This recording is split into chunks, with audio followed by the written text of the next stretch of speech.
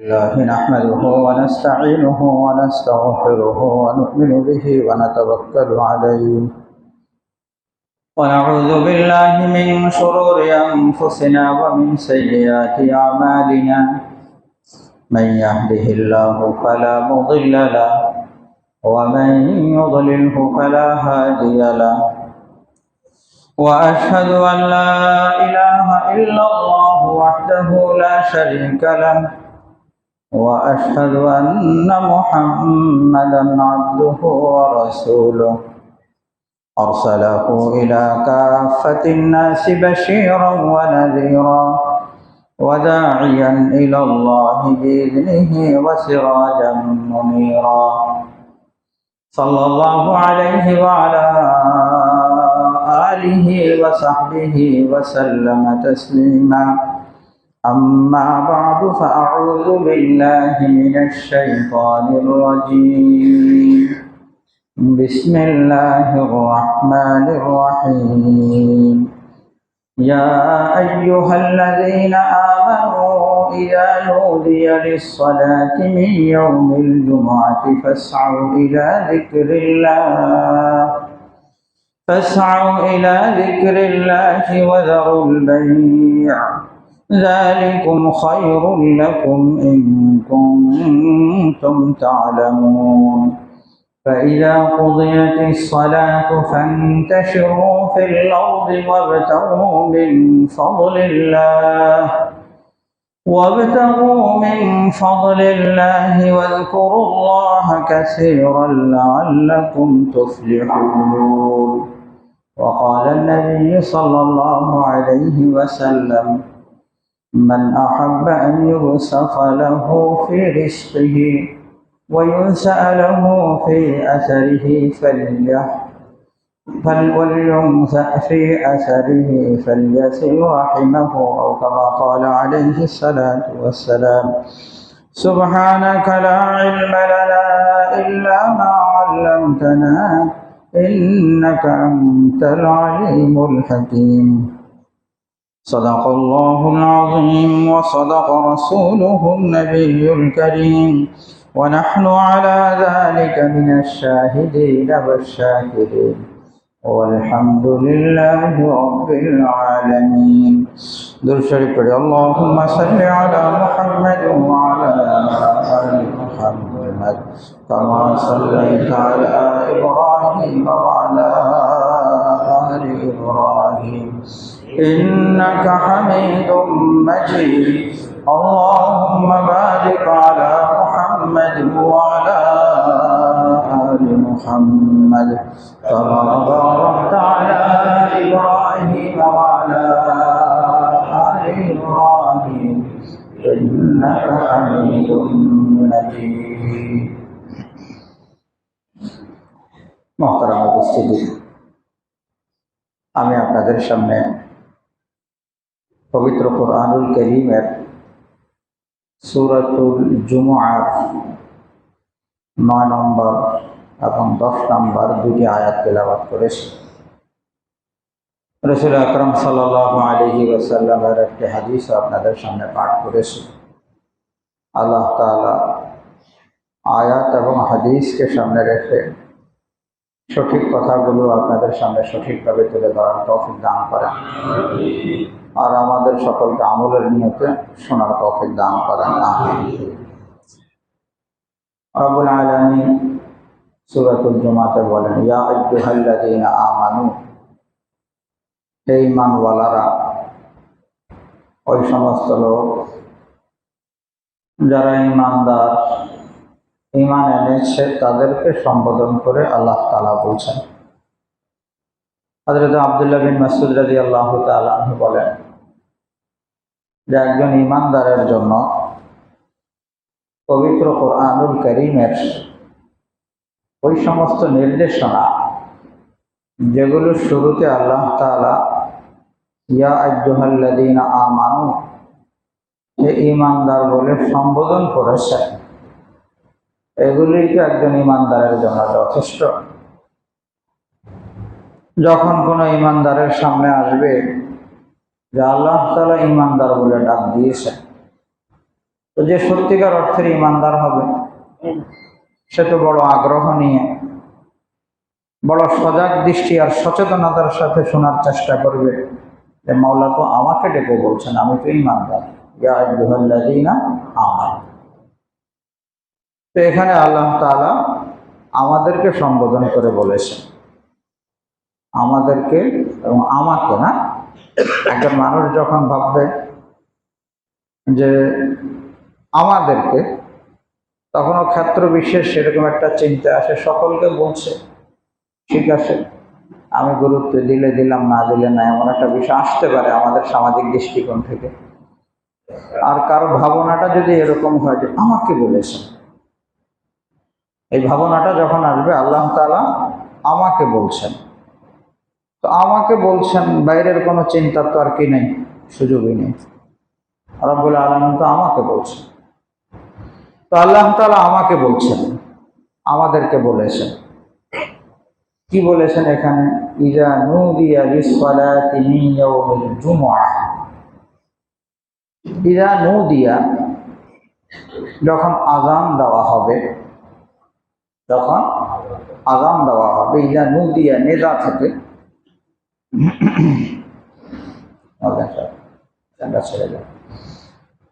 ইযা নুদিয়া যখন আযান দেওয়া হবে, লিস-সালাতি, সালাতের জন্য, মিন ইয়াউমিল জুমআহ, জুমার দিন, যখন জুমার দিনে নামাজের জন্য আযান দেওয়া হবে। অন্যান্য দিনও আযান দেয়, জুমার দিনকে আল্লাহ তাআলা এখানে বিশেষভাবে উল্লেখ করেছেন। এর অর্থ, এর দ্বারা উদ্দেশ্য হলো জুমার আযান। জুমার দিনে যখন জুমার সালাতের জন্য আযান দেওয়া হয়, এই তো আমাদের আযান হয়ে গেছে। জুমআহ, ইয়াউমুল জুমআহ, জুমআ বিভিন্ন রকম পড়া যায়।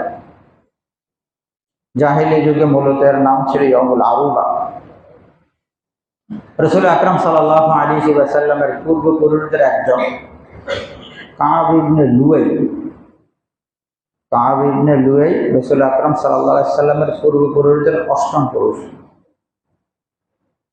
উনি সর্বপ্রথম জুমার দিনে এরকম লোকজনকে জমা করে দ্বীনি কথা বলতেন।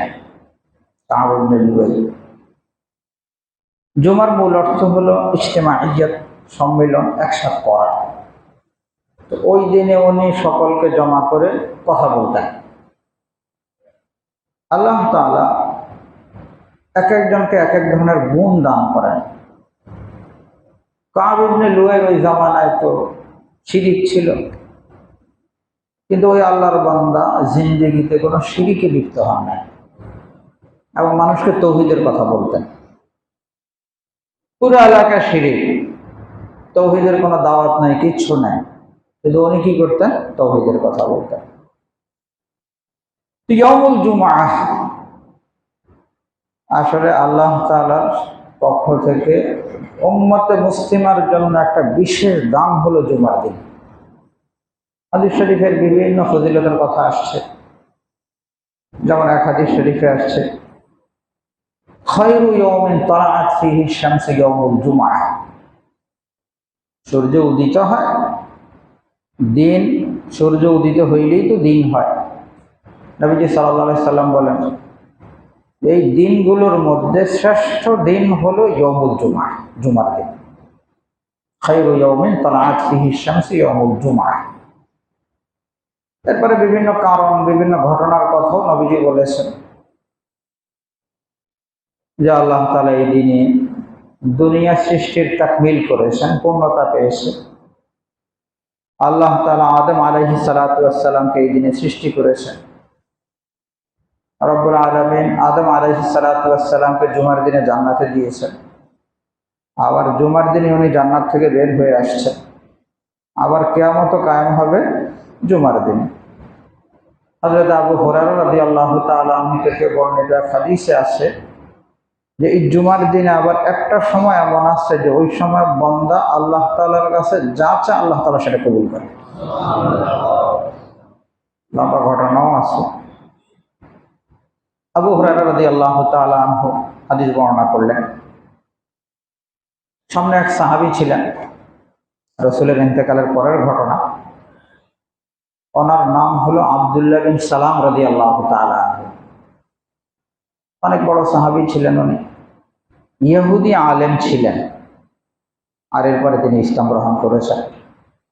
আবু হুরায়রা রাদিয়াল্লাহু তাআলা আনহু যখন এই হাদিস বর্ণনা করলেন, তখন আব্দুল্লাহ বিন সালাম রাদিয়াল্লাহু তাআলা আনহু বললেন, আমি জানি ওই সময়টা কখন, আমি জানি ওই সময়টা কখন, জুমার দিনের ওই সময়, যেই সময়টাতে বান্দা আল্লাহ তাআলার কাছে দোয়া করলে আল্লাহ তাআলা কবুল করেন, সেই সময়টা কখন সেটা আমি জানি। হযরত আবু হুরায়রা রাদিয়াল্লাহু তাআলা আনহু তখন বললেন যে জলদি করে আমাকে বলেন, বলার তদমান, আমার সাথে বকিলামি করবেন না, বলার ক্ষেত্রে জলদি করে বলেন। আব্দুল্লাহ বিন সালাম রাদিয়াল্লাহু তাআলা আনহু তখন বললেন যে এই সময়টা হলো বাদাল আসরি ইলা গায়রুবাতিশ শামস, আসরের পরের থেকে শুরু করে সূর্য ডোবা পর্যন্ত এই সময়। আবু হুরায়রা রাদিয়াল্লাহু তাআলা আনহু তখন একটা আপত্তি করলেন, আপনি যে কথা বললেন, এক হাদিস শরীফে তো আছে যে এই সময়টার মধ্যে মানুষ কি করে, ওয়াহুয়া ইউসাল্লি, মানুষ নামাজ পড়তে থাকে, হাদিস শরীফে আসছে। এই সময়টা কিসের সময়? নামাজের সময়, মানুষ নামাজ পড়ে। তো আসরের পরে তো কি করা যায় না, সুন্নত নামাজ, নফল নামাজ এগুলি তো পড়া যায় না, কাজা নামাজ চলে। তো এই সময় মানুষ কিভাবে ইউসাল্লি হবে? আমাদেরও না এখন কারো কারো কি কাজা আছে, সেই হিসাবে কাজার বিষয়, কিন্তু ওই জমানায় তো আরো কাজার কোনো কি ছিল না, বিষয় ছিল না, কার নামাজ কাজা হবে? তো ওই সময় নামাজরত অবস্থায় থাকে, এটার কি ব্যাখ্যা? তখন আব্দুল্লাহ বিন সালাম রাদিয়াল্লাহু তাআলা আনহু বললেন, কেন আপনি কি জানেন না যে নবীজি সাল্লাল্লাহু আলাইহি সাল্লাম বলেছেন, কোনো ব্যক্তি যদি কিনা নামাজের অপেক্ষা করতে থাকে, তখন সে কেমন যেন নামাজেই আছে, তার আমল নামায় নামাজের সওয়াব আল্লাহ তাআলার পক্ষ থেকে লিখা হতে থাকে। কি চমৎকার যুক্তি! কেউ নামাজের জন্য অপেক্ষা করতে থাকবে, সে কেমন যেন কোথায় আছে, নামাজেই আছে। তাহলে রসুলের কথা, ওনার ব্যাখ্যা সব কি হয়ে যায়, মিলে যায়। তো বলতেছিলাম, জুমার দিন আল্লাহ তাআলার পক্ষ থেকে বিশাল বড় এক নিয়ামত উম্মতে মুসলিমার জন্য রব্বুল আলামিন শুরু থেকেই নির্ধারণ করেছেন যে সপ্তাহে একটা দিন বিশেষভাবে ফজিলতওয়ালা ইবাদতের জন্য। নবীজি সাল্লাল্লাহু আলাইহি সাল্লাম বলেন, আল্লাহ তাআলার মেহেরবানি, আল্লাহ তাআলা আমাদেরকে সঠিক দিনটা নির্বাচনের তৌফিক দিয়েছে। ইহুদিদেরকেও বলেছেন আল্লাহ তাআলা নির্বাচন করে এই দিনটা গ্রহণ করতে, খ্রিস্টানদেরকেও বলেছেন। কিন্তু ইহুদিরা কোথায় চলে গেছে? শনিবারে চলে গেছে, আর খ্রিস্টানরা রবিবারে চলে গেছে। রাসূল আকরাম সাল্লাল্লাহু আলাইহি সাল্লাম বলেন, আল্লাহ তাআলা আমাদেরকে সঠিক দিনটা দিয়েছে, যেটা আল্লাহ পাকের খাতায় লেখা ছিল বরকতের দিন, ইবাদতের দিন, সওয়াবের দিন, ফজিলতের দিন, সেটা পাওয়ার সুযোগটা আল্লাহ তাআলা আমাদেরকে করে দিয়েছে। এত বড় নিয়ামত যদি হয়, তাহলে এই নিয়ামতের কদর করা লাগবে না? কি বলেন? হ্যাঁ, এটা তো ইবাদত বন্দেগীর দিন। তো আয়াতের মধ্যে আল্লাহ তাআলা বলেন, ইযা নুদিয়া লিস-সালাতি মিন ইয়াউমিল জুমআতি, যখন জুমার দিন আযান দেওয়া হয়, ফাসমাউ ইলা যিকরিল্লাহ, আল্লাহর জিকিরের দিকে তোমরা দ্রুত গতিতে অগ্রসর হও, খুব প্রস্তুতি নিয়ে দ্রুত গতিতে অগ্রসর হও। ফাসআউ ইলা যিকরিল্লাহ ওয়া যারুল বাই', ইয়া আইয়ুহাল্লাযীনা আমানু, হে ঈমানদারেরা, ইযা নুদিয়া লিস-সালাত, যখন জুমার দিনে আযান দেওয়া হয়, ফাসআউ ইলা যিকরিল্লাহ, তোমরা আল্লাহর স্মরণের জন্য দৌড়াও, অগ্রসর হও। ওয়া যারুল বাই', বেচা কিনা বন্ধ করো। যালিকুম খায়রুল লাকুম, এটা তোমাদের জন্য কল্যাণকর। এখানে আল্লাহ তাআলা যে বললেন, ইযা নুদিয়া লিস-সালাত, যখন আযান হয়ে যাবে। আমাদের জুমার আযান তো কয়টা? দুইটা। একটা আযান হয়ে গেছে, আর একটা আযান হবে। কোন আযান উদ্দেশ্য, এই বিষয়টাও পরিষ্কার করে নেই। দেখেন, রাসূল আকরাম সাল্লাল্লাহু আলাইহি ওয়াসাল্লামের জামানায় একটা আযানই ছিল জুমার। জুমার আযান একটা ছিল। হযরত আবু বকর সিদ্দিক রাদিয়াল্লাহু তাআলা আনহুর জামানায় একটাই ছিল, হযরত ওমর ফারুক রাদিয়াল্লাহু তাআলা আনহুর জামানায়ও জুমার আযান একটাই ছিল। ওসমান রাদিয়াল্লাহু তাআলা আনহুর জামানায় এসে ওসমান রাদিয়াল্লাহু তাআলা আনহু দ্বিতীয় আযানের প্রচলন করলেন, আরেকটা আযান আসলো। নবীজি সাল্লাল্লাহু আলাইহি সাল্লামের জামানায় আযান হয়ে গেছে, আযানের পরপরই নবীজি কথা বলা শুরু করতেন, খুতবা শুরু হতো। আবু বকর সিদ্দিক রাদিয়াল্লাহু তাআলা আনহুর জামানায় এরকম আযানের সাথে সাথে কি শুরু হয়ে গেছে, খুতবা শুরু হয়ে গেছে। ওমর রাদিয়াল্লাহু তাআলা আনহুর জামানা আযানের সাথে সাথে খুতবা শুরু। ওসমান রাদিয়াল্লাহু তাআলা আনহু দেখলেন যে মদিনার পরিধি বেড়ে গেছে, খুতবার পূর্বে যে আযানটা দেওয়া হয় আযান অনেকে শুনে না, এই আযানটা দেওয়া হয়তো মসজিদের সামনে।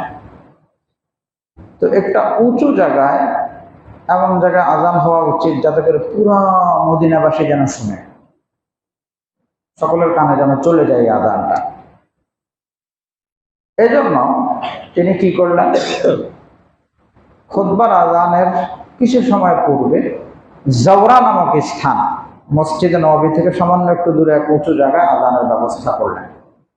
প্রথমে এখানে আযান হবে, আযানের পর সামান্য বিরতি, ওই বিরতির সময়টা মানুষ আযান শুনবে, ইযা নুদিয়া লিস-সালাতি মিন ইয়াউমিল জুমআহ ফাসআউ ইলা যিকরিল্লাহ, দ্রুত গতিতে মসজিদে এসে যাবে, আর এরপরে আসার পরে দ্বিতীয় আযান হবে, খুতবা শুরু হয়ে যাবে। এটা ওসমান রাদিয়াল্লাহু তাআলা আনহুর জামানা থেকে। এখন এখানে একটা প্রশ্ন, নবীজির জামানায় তো ছিল না, ওসমান রাদিয়াল্লাহু তাআলা আনহু শুরু করলেন, এবং এই শুরু করার পরে গোটা উম্মতে মুসলিমা, ওই সময় যত সাহাবায়ে কেরাম ছিলেন সকলে মেনে নিলেন, এবং এরপর থেকে নিয়ে অদ্যাবধি সব জায়গায় কয় আযান হয়? 2 আযান। কেন? এর কারণ হলো নবীজি বলে গেছেন, আলাইকুম বিসুন্নতি ওয়া সুন্নাতিল খুলাফায়ে রাশিদিন আল মাহদিয়িন, তোমরা আমার আদর্শকে আঁকড়ে ধরবা, আর আমার পরে খুলাফায়ে রাশিদিনের আদর্শকে আঁকড়ে ধরবা। তো খুলাফায়ে রাশিদিন হযরত আবু বকর সিদ্দিক, হযরত ওমর ফারুক, হযরত ওসমান, হযরত আলী, মুত্তাফাক আলাইহি, ওনাদের আদর্শকে আঁকড়ে ধরতে নবীজি বলে গেছেন। এর অর্থ ওসমান রাদিয়াল্লাহু তাআলা আনহুর ওই আযান, এটাকে অনুসরণ করার অর্থ কেমন যেন নবীজিকেই কি করা, অনুসরণ করা। আমরা যে পরিমাণ দিন বুঝি, দিনের প্রতি যে পরিমাণ দরদ আর মায়া আমাদের থেকেও তো অনেক বেশি কাজ ছিল সাহাবায়ে কেরামের চেয়ে, তাবেঈনের চেয়ে। যার কারণে এখনো আমাদের কয়টা আযান? 2টা আযান। প্রথম আযানের পরে যে বিরতিটা ছিল, ওই বিরতিটা আমরা এখন কি করি? বাংলাতে বয়ান করি, কথাবার্তা বলি, যেটা আমাদের এখন চলছে। এরপর এটা শেষ হওয়ার পরে কি হয়ে যাবে? আযান হবে, আযানের পরে কি হবে? খুতবা হবে। এখন আল্লাহ তাআলা যে বলেছেন যখন আযান হয় তখন তোমরা সব ছাড়ো, আসো মসজিদে, এটা কোন আযান? এটা এখন সকলে একমত, এটা হলো ওই প্রথম আযান, যে আযানটা হয়ে গেছে জুমার দিনের আযান। এটা মসজিদে আসার জন্য আহ্বান, তো সেটা হয়ে গেছে। প্রথম আযানের সাথে এই হুকুমটা কি হবে? সম্পৃক্ত হবে। ইযা নুদিয়া লিস-সালাত, যখন জুমার আযান হয়ে যায়, ফাসআউ ইলা যিকরিল্লাহ, তোমরা দ্রুত গতিতে আসো। এখানে শব্দ আসছে ফাসআউ, ফাসআউর অর্থ হলো দ্রুত গতিতে আসা, আর এর আরেকটা অর্থ হলো প্রস্তুতি সহ, গুরুত্ব সহকারে আসা, খেয়াল করে আসা। একটা তো হলো দ্রুতগতিগামী দৌড়ানো, নামাজে আসার সময় দৌড়ানোটা আবার শরীয়ত পছন্দ করে না, ধীরে সুস্থে আসবে। এর কারণ হলো, একবার এরকম নবীজি সাল্লাল্লাহু আলাইহি সাল্লাম নামাজ পড়াচ্ছেন, একজন আসছে খুব দ্রুত গতিতে, নবীজি নিষেধ করছেন যে না, যখন তোমরা নামাজে আসবা তখন এরকম দৌড়াদৌড়ি করবা না, ধীরে সুস্থে আসবা। যে পরিমাণ নামাজ পাইলা, আর যে পরিমাণ পাইলা না, ওমা ফাতাকুম ফাতিমু, সেটা পুরা করো। হুড়াহুড়ি না, ধীরে সুস্থে আসা। বাকি এখানকার অর্থ হলো যে একটা তো হলো আসার সময় দ্রুত গতিতে আসা, আর একটা হলো আসতে অবহেলা করা। অবহেলা যেন না হয় কোনোভাবে, সে বিষয়ের নির্দেশনার জন্য আল্লাহ তাআলা এখানে ফাসআউ বলেছেন, ফাসআউ ইলা যিকরিল্লাহ। সাথে বলেছেন ওয়াজারুল বাই', বেচা কিনা বন্ধ করা। দেখেন, যখন জুমার এই প্রথম আযানটা হয়ে যায়, আযান হয়ে যাওয়ার পরে জুমার প্রস্তুতিমূলক কাজ ছাড়া অন্য যে কোনো কাজ নিষিদ্ধ হয়ে যায়। যদি কোনো দিনই কাজও যদি হয় তাহলে সেটাও নিষেধ। উদাহরণস্বরূপ, আযান হয়ে গেছে, কোনো ব্যক্তি ভাবলো যে বাসায় বসে বসে একটু তিলাওয়াত করি, এরপরে যাব। এই যে বিলম্ব যে হচ্ছে, বিলম্বের কারণে কবিরা গুনাহ হবে। আর যদি দুনিয়াবি কোনো কাজে ব্যস্ত থাকে আর এই ব্যস্ততার কারণে যদি বিলম্ব হয় তাহলে তো গুনাহ হবে। এই জন্য প্রথম আযান হয়ে গেলে তখন জুমাতে আসা, আর কারো যদি প্রস্তুতি পর্ব শেষ না হয় তাহলে দ্রুত প্রস্তুতি নিয়ে মসজিদে আসা, এটা ঈমানদারদেরকে আল্লাহ তাআলা বলছে। আল্লাহ তাআলা আমাদের সকলকে বুঝার তৌফিক দান করেন, আগে আগে আসার তৌফিক দান করেন। আমিন। নুদিয়া লিস-সালাতি মিন ইয়াউমিল জুমআতি ফাসআউ ইলা যিকরিল্লাহি ওয়া যারুল বাই', যালিকুম খায়রুল লাকুম। এমনিতে জুমার দিন যত আগে আসে তত ফায়দা। নবীজি সাল্লাল্লাহু আলাইহি সাল্লাম অনেক ফায়দার কথা বলেছেন। একেবারে প্রাথমিক পর্যায়ে যারা জুমার দিন মসজিদে আসবে এদের জন্য আল্লাহ তাআলা এদের জন্য নবীজি বলেছেন যে আল্লাহ তাআলা এদের আমল নামায় ওট কোরবানির সওয়াব লিখে দেন। আমরা কি কেউ একেবারে পুরা কোরবানি করেছি? দুই একজন হয়তো করতেও পারে, হয়তো সফরে গিয়ে হয়তো করেছেন কেউ। স্বাভাবিক অবস্থায় তো আমাদের ওট কোরবানির কি নেই, সুযোগই নেই, আমাদের এই সামর্থ্য নাই, সে অবস্থা নাই। তো ওট কোরবানির সওয়াব তো যদি আগে আসে, এরকম কয়েকটা ধাপ। প্রথম ধাপে ওট, দ্বিতীয় ধাপে গরু, এরপরের ধাপে বকরি, এরপরে মুরগি আল্লাহর রাস্তায় সদকা করা, এরপরে ডিম আল্লাহর রাস্তায় সদকা করা। মোট 5টা স্তর কায়েম করে ফেরেশতারা।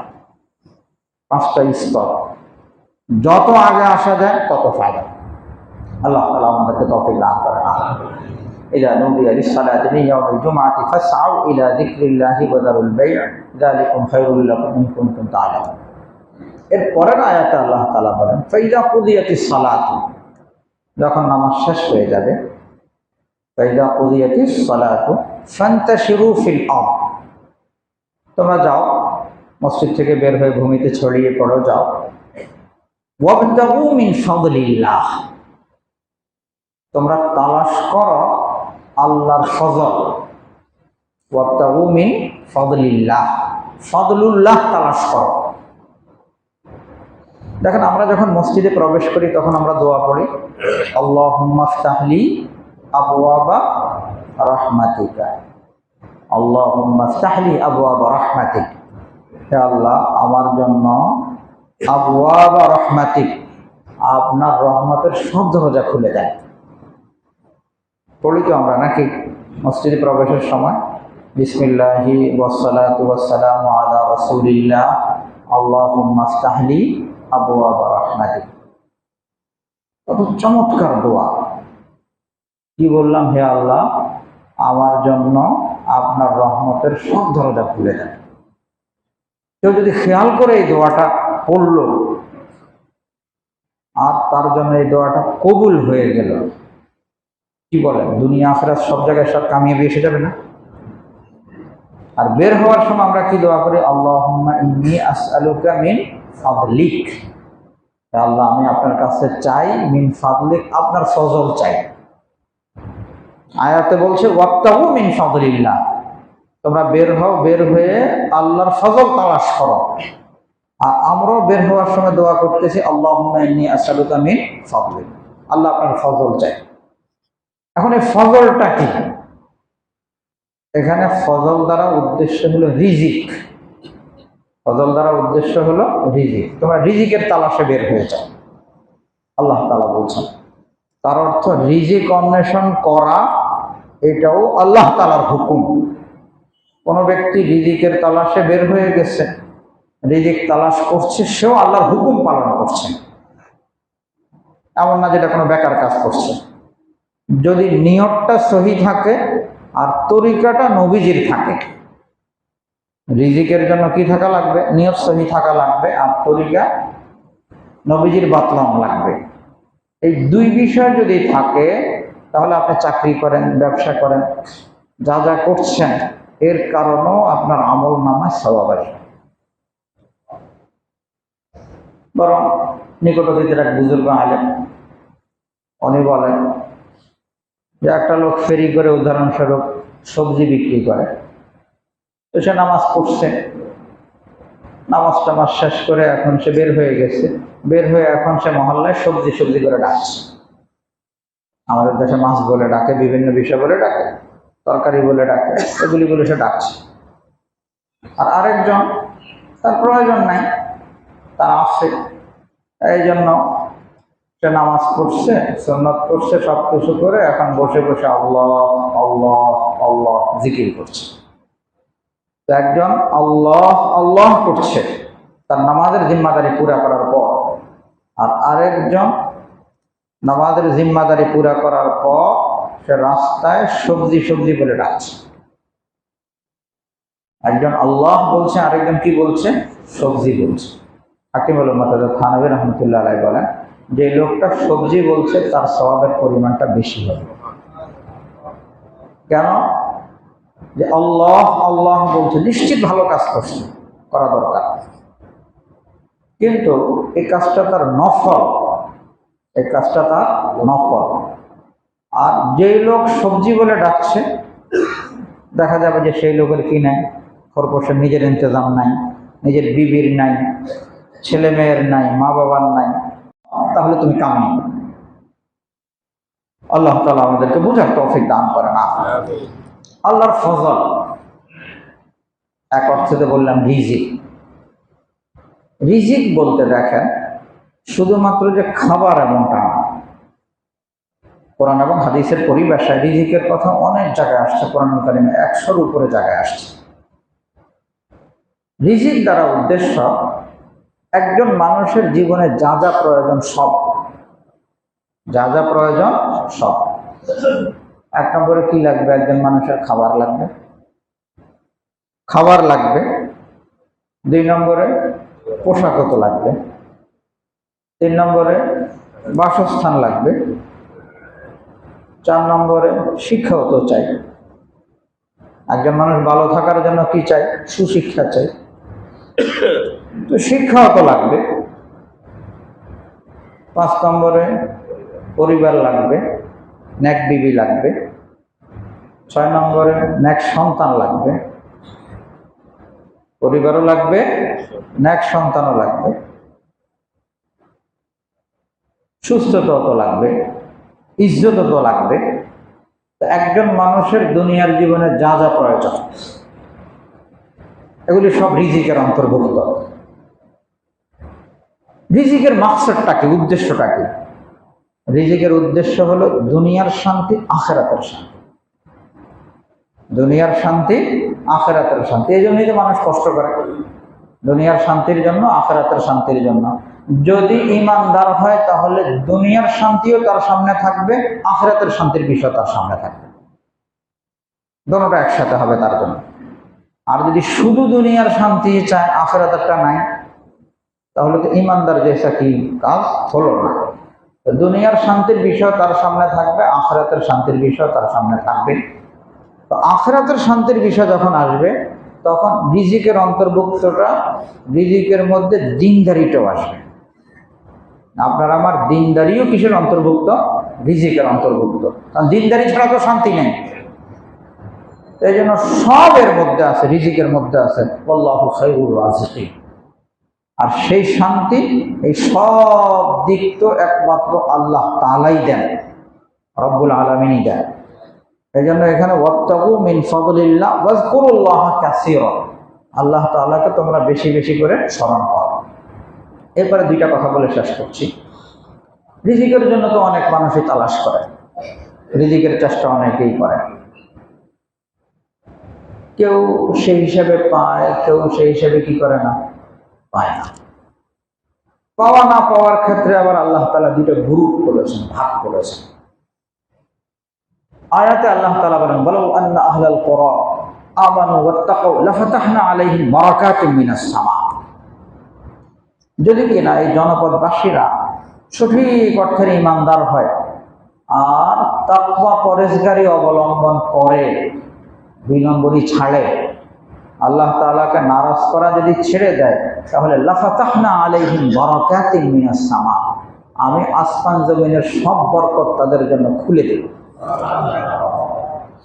আপনারা তো জানেন আফগানিস্তানের কি পজিশন ছিল।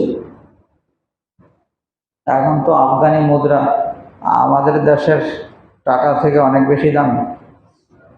আমাদের তো $1 সমান সমান 120-25, ওদের তো 70-এর নিচে হয়ে গেছে। অথচ কিছুদিন আগেও আমাদের দেশের 1 টাকায় ওখানে শত শত আফগানি পাওয়া যেত। আল্লাহ তাআলা বরকতের দরজা খুলে দিয়েছেন, বিভিন্ন দিক থেকে খুলে দিয়েছেন। আল্লাহ তাআলা এই বরকতের হেফাজত করেন। আমি এখন তো আবার মার্কিনীদের আবার নজর পড়তেছে, এই দেশ এইভাবে আগে বেড়ে যাচ্ছে, মুসলমানরা এটার আবার ধরা দরকার। ধরার জন্য আবার ফন্দি ফিকির আবার শুরু করেছে। আল্লাহ তাআলা তাদের ষড়যন্ত্র থেকে তাদেরকে হেফাজত করেন। তো একটা হলো যখন ঈমান থাকে, তাকওয়া থাকে, তখনও আল্লাহ তাআলা বরকতের দরজা খুলে দেন। আবার ফালাম্মা নাসু মা যুকিরু বিহি, যদি কিনা রব্বুল আলামিন বলছেন ফালাম্মা নাসু মা যুকিরু বিহি, আমি তাদেরকে যে নসিহত করলাম, যা করতে বললাম, এটি সব তারা ভুলে গেছে। ভুলে গেলেও অনেক সময় কি করে আল্লাহ তাআলা তাদের রিজিকের দরজা খুলে দেন, ধন দৌলত বাড়ায় দেয়। আর ধন সম্পদ পেয়ে সে নাফরমানির পরে নাফরমানি করতে থাকে, একটার পর একটা নাফরমানি করতে থাকে। রব্বুল আলামিন বলেন, এরপর আমি হঠাৎ করে তাদেরকে পাকড়াও করি। হঠাৎ করে কি করি? পাকড়াও করি। দুইটা কিন্তু, একটা হলো ঈমান তাকওয়া হলে আল্লাহ তাআলা বরকত দেয়। আবার কখনো এরকম হয় যে নাফরমানির মধ্যে আল্লাহ তাআলা কি করে, ধন সম্পদের দরজা খুলে দেন। দুটো রকম আছে। যদি ঈমান আর তাকওয়ার সাথে যদি ধন সম্পদের দরজা খুলে যায়, তাহলে তার দুনিয়ার শান্তি, আখিরাতের শান্তি, সে কামিয়াব, সফল। আর যদি নাফরমানির সাথে যদি দেখা যায় যে খালি আসতেই আছে আর আল্লাহকে ভুলে যাচ্ছে, তাহলে বুঝতে হবে যে এটা আল্লাহ তাআলার পক্ষ থেকে কি শাস্তির বিষয়। অনেকটা মানুষ পেরেশান হয়ে যায় যে অমুকরা তো আল্লাহরে মানে না, তো তাদের এত জয়কার কেন, তাদের ধন সম্পদ এত কেন? রব্বুল আলামিন কোরআনে বলে দিয়েছেন, দুইটা লাইনে আমি দেই। ঈমানদাররা কোন লাইনে নেবে বলেন? নাফরমানির লাইনে না। কারণ ঈমানদারদের সামনে তো দুনিয়া আখিরাত দোনো জায়গার সফলতা আছে। ঈমানদাররা ওই লাইনে নিতে পারবে না। ঈমানদাররা নাফরমানির লাইনে, যার জন্য আল্লাহ তাআলা ভালাই লিখে রেখেছেন, সে নাফরমানির লাইনে গেলে জায়গায় জায়গায় ঝামেলা করবে। ঈমানদারদেরকে তো রিজিক নিতে হবে ঈমান আর তাকওয়ার লাইনে, ঈমান আর তাকওয়ার লাইনে। তো আমরা সকলে আল্লাহ পাকের কাছে রিজিক চাই, রিজিকের বরকতও চাই। আর রিজিকের বরকতের তরিকা আল্লাহ তাআলা বলে দিয়েছেন ঈমান আর কি? তাকওয়া। ঈমান আর কি লাগবে? তাকওয়া। যার ঈমান, যার তাকওয়া যত বেশি পাকা হবে, তার রিজিকের বরকত তত হবে। একটা হলো রিজিকের পরিমাণ, আর একটা হলো বরকত। পরিমাণে অল্প ক্ষেত্র বিশেষ হইতে পারে কারো ক্ষেত্রে, কিন্তু এদের অনেক কাজ হচ্ছে। আরেকজন কামাই তো করছে অনেক, সব জায়গায় ঝামেলা, এদিক থেকে অমুক অসুস্থ, এদিকে এই সমস্যা, ওদিকে এই সমস্যা, খালি পেরেশানি আর পেরেশানি। আরেকজন হচ্ছে অর্ধেক কামাচ্ছে কিন্তু বড় শান্তিতে আছে, তার দিন ঠিক, তার দুনিয়াও কি ঠিক। তাই জন্য ঈমানদাররা রিজিক চাবে এরকম যে আল্লাহ দেখ, যা দ্বারা আমি শান্তিতে থাকতে পারবো, দুনিয়ারও শান্তি আসবে, আমার আখিরাতেও কি আসবে? শান্তি আসবে। তারা তো এরকম চাইব। ঈমান আর তাকওয়া একটা লাইন, রিজিকের প্রশস্ততা। দ্বিতীয় একটা লাইন হাদিস শরীফে আসছে, মান আহাব্বা ইউবসাতা লাহু ফি রিজকিহি, কোন ব্যক্তি যদি চায় যে তার রিজিকের প্রশস্ততা আসুক, তার হায়াতের মধ্যে বরকত আসুক, তাহলে ফালইয়াসিল রাহিমাহু, আত্মীয় স্বজনের সাথে যদি তার সুসম্পর্ক থাকে, তাহলে এর কারণেও আল্লাহ তাআলা রিজিকের মধ্যে বরকত দান করেন। একটা লাইন কি বললাম? ঈমান তাকওয়া। আর একটা লাইন বললাম ঈমান তাকওয়ার পাশাপাশি আত্মীয় স্বজনের সাথে সুসম্পর্ক। আত্মীয় স্বজনের সাথে সুসম্পর্কের কারণে রিজিকের মধ্যে আল্লাহ তাআলা বরকত নাযিল করেন।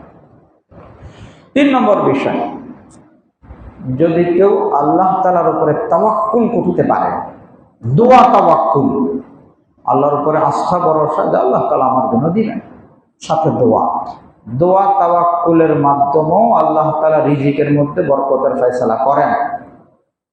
দোয়া তাওয়াক্কুল কয়টা হলো? ঈমান তাকওয়া, আত্মীয় স্বজনের সাথে সুসম্পর্ক, দোয়া তাওয়াক্কুল। 4 নম্বর হলো সদকা। 4 নম্বর বিষয় সদকা। যে ব্যক্তি যত বেশি সদকা করবে, ঈমান আর তাকওয়ার সাথে যে যত বেশি সদকা করবে, আল্লাহ তাআলা তার রিজিকের মধ্যে তত বরকত দান করবে। যে যত বেশি কি করবে? সদকা করবে। আল্লাহর রাস্তায় সদকা করা, মসজিদে দেওয়া, মাদ্রাসায় দেওয়া, দিনদারদেরকে দেওয়া, গরিবদেরকে দেওয়া, যে যত বেশি দিবে আল্লাহ তাআলা তত বেশি তাকে রিটার্ন করবেন। ইয়ামহাকুল্লাহুর রিবা ওয়া ইউরবিস সাদাকাত, সদকার মাধ্যমে রিজিক বাড়ে। এজন্য কেউ যদি চায় যে আমার রিজিকটা বাড়ুক, তাহলে তার উচিত সকালবেলায় কিছু সদকা করা। রিজিকের তালাশ শুরু করার আগেই কিছু সদকা করে লাইনটাকে কি করা? ঠিক করা। এটা একটা একেবারেই অভিজ্ঞতা লব্ধ বড় মুজাররব বিষয়। যে যত রিজিকের নিয়ত করে সদকা করবে, আল্লাহ তাআলা বালা মুসিবত থেকে হেফাজত করবেন, রিজিকের বরকতের ফয়সালা করবেন। ওমান ইয়াতাওয়াক্কাল আলাল্লাহি ফাহুয়া হাসবুহ, আল্লাহ তাআলা এমন জায়গা থেকে রিজিক দিবেন, ওয়া ইয়ারযুকহু মিন হাইসু লা ইয়াহতাসিব। এই জন্য যত বেশি সদকা করা যায়, যার যে পরিমাণ সামর্থ্য আছে সামর্থ্য হিসাবে সদকা করবে। এমন না যে আছে একজনের অল্প, সে সব দিয়ে দিবে। সব দিয়ে দিলে সে চলবে কি করে? দুর্বল ইমানদাররা তারা তো সব দিয়ে দিলে পরে পেরেশানি হবে। তো এই জন্য যার যে পরিমাণ সামর্থ্য আছে সমস্ত হিসাবে কি করা? সদকা করা। এই যে প্রতি জুমার দিন আপনাদেরকে বলি যে কিছু কিছু করে সদকা করবেন, প্রতিদিন কিছু কিছু করে কি করবেন? সদকা করবেন। এটা আমাদের সকলের জন্য সুস্থতা, বালা মুসিবত, রিজিকের বরকত সব কিছু আল্লাহ তাআলা কি করবেন? নিয়ে আসবে। তো চেষ্টা করবো তো ইনশাআল্লাহ। আল্লাহ তাআলা আমাদের সকলকে তৌফিক দান করেন। পরে আসলে তো পরেই থাকা উচিত, পিছনেই থাকা উচিত। আগে আসার কি দরকার? যে পিছনে আসছে সে পিছনেই থাকবে, পরে যখন কাতার খালি হবে তখন আসবে। জি, সনাতন।